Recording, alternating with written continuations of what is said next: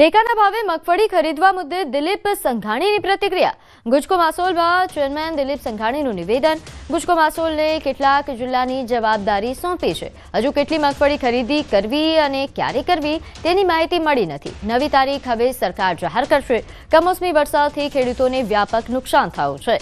તાત્કાલિક સર્વે કરવા મુખ્યમંત્રી ભૂપેન્દ્ર પટેલે સ્પષ્ટ સૂચના આપી છે। રવિ પાક માટે સાનુકૂળતા થાય તેવા પ્રયાસ સરકાર દ્વારા ચોક્કસ થશે। ખેડૂતોને પાક નુકસાનની સહાય આપવામાં સરકાર મોટું મન રાખશે। ગુજકો માસોલને જે 22 જિલ્લાના કામ સોંપ્યા છે એમાં 9 જિલ્લામાં મગફળી વધુ થાય છે।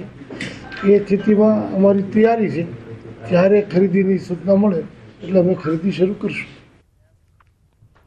તો રાજ્યમાં પડેલા કમોસમી વરસાદે ખેડૂતોની કમર તોડી નાખી છે। ખેડૂતોનો મગફળીનો પાક બરબાદ થઈ ગયો છે, જેના પગલે રાજ્ય સરકાર દ્વારા પણ અસરગ્રસ્ત વિસ્તારોમાં અલગ અલગ ટીમો બનાવી તાત્કાલિક ધોરણે સર્વે કરવા આદેશ આપવામાં આવ્યા છે। ત્યારે રાજ્યના વન અને પર્યાવરણ, ક્લાઇમેટ ચેન્જ, વિજ્ઞાન અને ટેકનોલોજી વિભાગના કેબિનેટ મંત્રી અર્જુન મોઢવાડિયાએ પોરબંદર જિલ્લાના કમોસમી વરસાદથી અસરગ્રસ્ત વિવિધ ગ્રામ્ય વિસ્તારોની પ્રત્યક્ષ મુલાકાત લીધી હતી। તેમણે કુચડી, પાલખડા અને વિસાવડા તથા મોઢવાડા સહિતના ગામોની મુલાકાત લઈને પાકની સ્થિતિનું નિરીક્ષણ કર્યું। ખેડૂતોએ જણાવ્યું કે તેમને રાહત પેકેજ જાહેર કરાય, જ્યારે મંત્રી અર્જુન મોઢવાડિયાએ જણાવ્યું કે સરકાર ખેડૂતોને રાહત પેકેજ આપવા કટિબદ્ધ છે।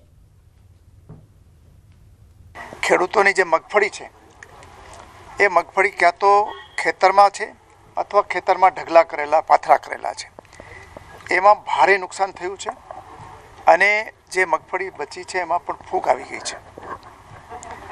માનનીય મુખ્યમંત્રીશ્રીએ અમને બહુ સ્પષ્ટતાપૂર્વક વાત કરી છે કે આ દુઃખની ઘડીમાં આપણે ખેડૂતોની પડખે ઊભું રહેવાનું છે અને વહીવટીતંત્રને પણ એ જ પ્રકારે સૂચના આપી છે। આપણી રાજ્ય સરકાર અને કેન્દ્ર સરકારને પણ આપણે વિનંતી કરીએ કે વહેલી તકે આજે સર્વેમાં બાપભાઈ તથા અર્જુનભાઈને આવ્યા હતા, વહેલી તકે સારામાં સારું પેકેજ કે જે 1 વીઘે અંદાજે 15,000 જેવો ખેડૂતોને ખર્ચ છે, કમસે કમ 15,000 ખર્ચ મગફળીમાં 1 વીઘે થાય છે, એનાથી પણ વીઘે વધારે વળતર આપે અને ખેડૂતોને મદદ કરે।